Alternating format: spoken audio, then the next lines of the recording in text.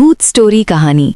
दोस्तों, इस कहानी का नाम है रहस्यमयी हवेली की दास्तान और ये भाग 2 है। अगर आप भाग 1 नहीं देखी है तो पहले भाग 1 को जाकर के देखो, फिर उसके बाद ये कहानी को देखना, नहीं तो आपको कुछ भी समझ में नहीं आएगी। तो अब आप फटाफट जो भाग 1 को पहले देखो तब ये वीडियो देखना, नहीं तो आपका समय बर्बाद होगा। तो अब चलिए आपको भाग 2 में आगे की कहानी सुनाते हैं। अनिरुद्ध की कहानी प्रकाशित होने के बाद उन्हें एक नई पहचान मिली, लेकिन हवेली की कहानी अभी समाप्त नहीं हुई थी। कुछ महीनों बाद अनिरुद्ध को एक अजीब पत्र मिला। पत्र में लिखा था कि हवेली के नीचे एक गुप्त तहखाना है और वहां कुछ ऐसा है जो अब तक किसी की नज़र में नहीं आया। इस पत्र ने अनिरुद्ध की जिज्ञासा को फिर से जगा दिया। वो जानता था कि ये एक और भूत स्टोरी कहानी का हिस्सा हो सकता है। उसने हवेली का दौरा किया और तहखाने के प्रवेश द्वार की खोज में जुट गया। कई दिनों की मेहनत के बाद अनिरुद्ध ने हवेली के पीछे के बागीचे में एक पुरानी पत्थर की पटिया देखी। उसे समझ में आ गया कि ये तहखाने का प्रवेश द्वार हो सकता है। उसने सावधानीपूर्वक पत्थर हटाया और एक सीढ़ी देखी जो अंधेरे में उतरती थी। तहखाने में प्रवेश करते ही अनिरुद्ध ने देखा कि वहां एक विशाल कक्ष था जो पुराने समय के रहस्यों से भरा हुआ था। वहां दीवारों पर कुछ प्राचीन चित्र अंकित थे जो एक अज्ञात सभ्यता की कहानी बयां कर रहे थे। अनिरुद्ध को वहां कुछ पुराने दस्तावेज और किताबें भी मिली जिनमें अजीब तरह के प्रतीक और मंत्र लिखे थे। इन दस्तावेजों में हवेली के असली इतिहास का खुलासा होता था जो अब तक किसी को नहीं पता था। अनिरुद्ध ने दस्तावेजों का गहराई से अध्ययन किया और पाया कि ये हवेली एक प्राचीन सभ्यता का हिस्सा थी जो तंत्र मंत्र और रहस्यमयी विद्याओं में विश्वास करती थी। इस सभ्यता ने अपनी विद्या को इन दस्तावेजों में छुपा रखा था ताकि ये ज्ञान गलत हाथों में ना जाए।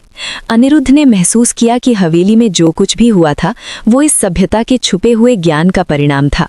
उसे समझ में आया कि हवेली का रहस्य केवल भूत प्रेतों से जुड़ा नहीं था, बल्कि ये एक गहन ऐतिहासिक और सांस्कृतिक धरोहर थी।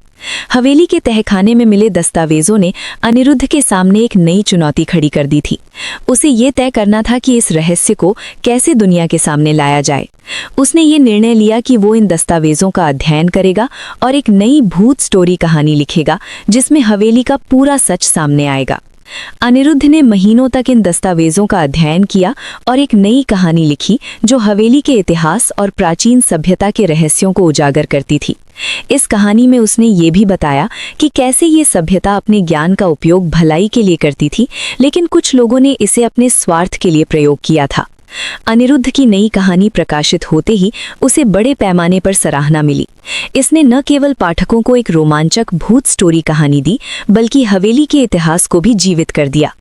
इस कहानी ने अनिरुद्ध को एक नई पहचान दी और उसने ये महसूस किया कि उसके प्रयासों ने एक खोई हुई सभ्यता को पुनर्जीवित किया है। हवेली अब एक ऐतिहासिक स्थल के रूप में जानी जाने लगी, जहां लोग इसके अद्वितीय इतिहास और रहस्यों को जानने आते थे। अनिरुद्ध ने अपनी यात्रा का अंत एक नई शुरुआत के रूप में देखा। उसने सीखा कि कहानियों के माध्यम से वो अतीत को वर्तमान से जोड़ सकता है और इस प्रक्रिया में वो न केवल अपने लिए बल्कि पूरी दुनिया के लिए कुछ अद्भुत कर सकता है। अनिरुद्ध की नई कहानी को पढ़कर लोग उसकी रचनात्मकता और खोजी प्रवृत्ति की सराहना करने लगे, लेकिन अनिरुद्ध के लिए ये कहानी पूरी नहीं हुई थी। हवेली का तहखाना और उसमें मिले दस्तावेज उसके मन में और भी सवाल उठाते थे। उसने महसूस किया कि इन दस्तावेजों के पीछे कोई और भी बड़ा रहस्य छिपा हुआ है। अनिरुद्ध ने तहखाने से मिले दस्तावेजों को विस्तार से पढ़ना शुरू किया। इनमें से कई दस्तावेज प्राचीन लिपियों में थे जिन्हें समझना आसान नहीं था। उसने इन लिपियों को समझने के लिए विशेषज्ञों की मदद ली। उन्होंने बताया कि ये दस्तावेज एक ऐसी भाषा में है जो अब विलुप्त हो चुकी है। इन दस्तावेजों में हवेली की प्राचीन सभ्यता के ज्ञान, उनके रीति रिवाजों और विशेष तौर पर उनके तांत्रिक अनुष्ठानों का वर्णन था। अनिरुद्ध ने यह भी पाया कि इस सभ्यता ने अपने ज्ञान को सुरक्षित रखने के लिए कई गुप्त स्थान बनाए थे जहां वे अपनी महत्वपूर्ण वस्तुओं को छुपाते थे। अनिरुद्ध ने तहखाने में मिले एक नक्शे का अध्ययन किया जो हवेली और उसके आसपास के क्षेत्र का विस्तृत वर्णन करता था।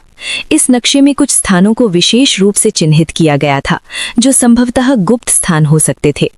अनिरुद्ध ने इन स्थानों की खोज का निर्णय लिया। वो जानता था कि ये एक चुनौतीपूर्ण कार्य होगा, लेकिन वो इसे करने के लिए पूरी तरह से तैयार था। उसने अपने कुछ विश्वसनीय दोस्तों की मदद ली और खोज में जुट गया।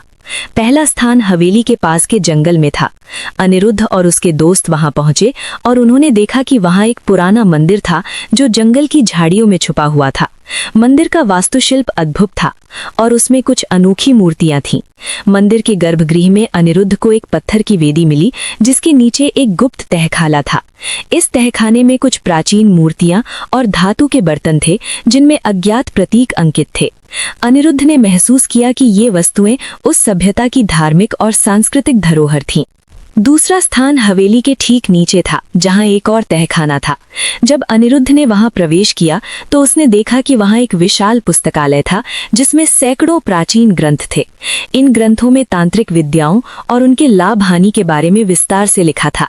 इन ग्रंथों से अनिरुद्ध को समझ में आया कि ये सभ्यता न केवल तांत्रिक विद्याओं में निपुण थी बल्कि इन्होंने इन ज्ञानों का उपयोग समाज कल्याण के लिए भी किया था।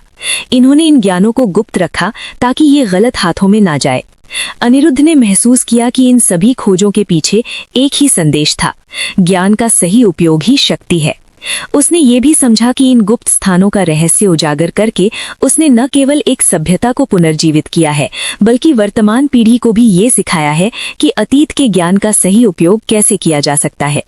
इन सभी अनुभवों से प्रेरित होकर अनिरुद्ध ने अपनी अंतिम भूत स्टोरी कहानी लिखी जिसमें उसने इन गुप्त स्थानों और उनके रहस्यों का विस्तार से वर्णन किया।